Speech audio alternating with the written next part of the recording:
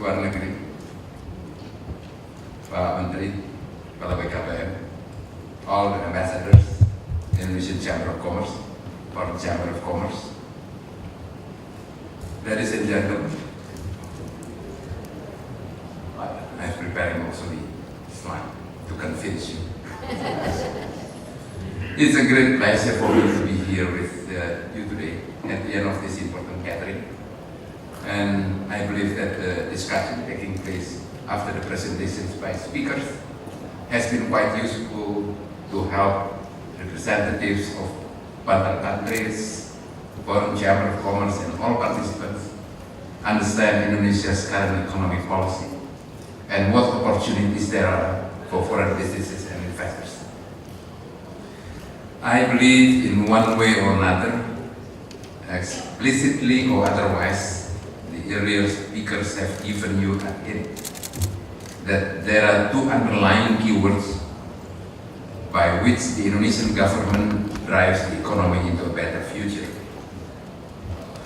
They are openness and competitiveness. Those keywords are embedded in the statements of our President in many occasions that we will continue to reform, to simplify our regulations, to open our economy.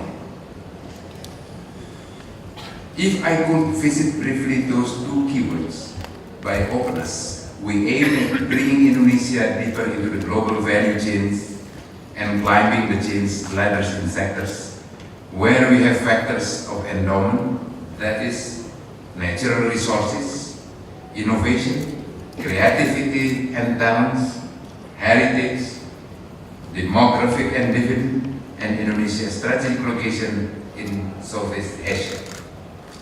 By competitiveness, we are resolved to run the economy in an efficient fashion so as to enable us to compete both in the domestic as well as regional and global markets.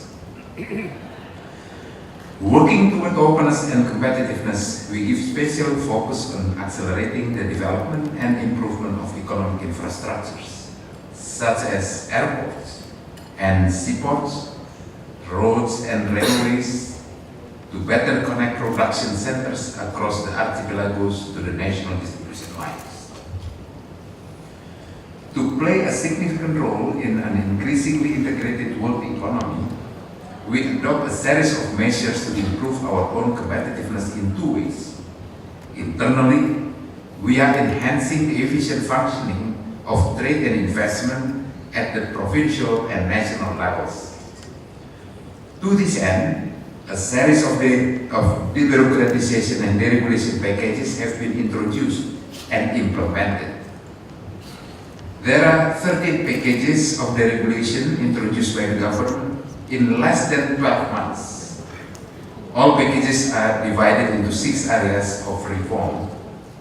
That is investment, industry, logistics, tourism, export and purchasing power. The measures of those packages include simplification of rules and procedures on trade and investment, incentives for investment and industry, financing for small and medium enterprises, provision of energy, improvement of the negative place of investment, and easier procedures to build housing for low-income families. In investment, we keep looking for the regulation measures to create better investment climate for foreign investors. In the sphere of industry, we direct our fiscal policy towards supporting the competitiveness of our industry.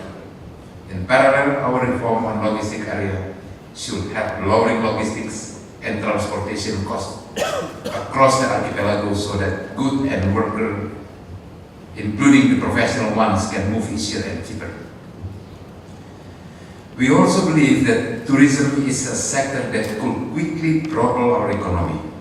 Through economic policy reform, we are determined to turn Indonesia into a more attractive tourist destination as well as regional hub of production and movements of goods in Asia.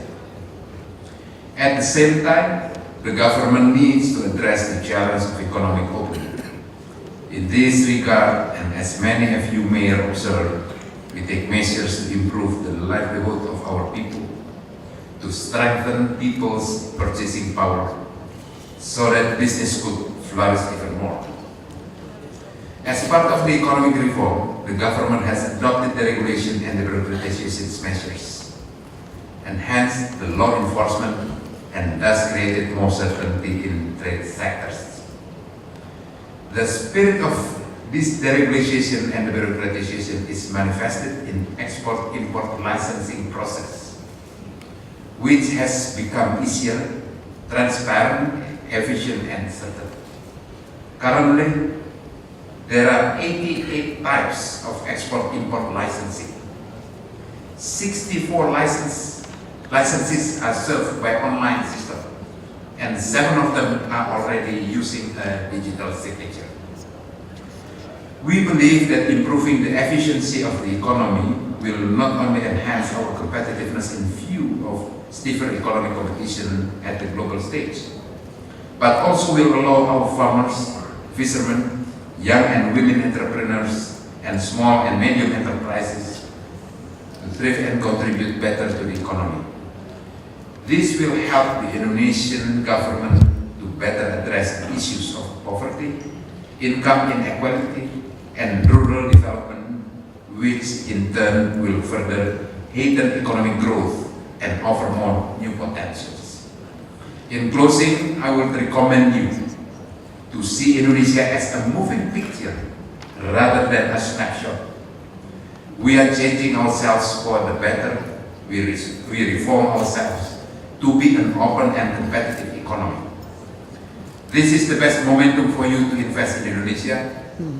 We have Pak Tom. He's the best salesman. To collaborate with Indonesia's large, medium, and small enterprises, it is time to strengthen your partnership with Indonesia, the largest economy in Southeast Asia, to better reap the benefits from regional and global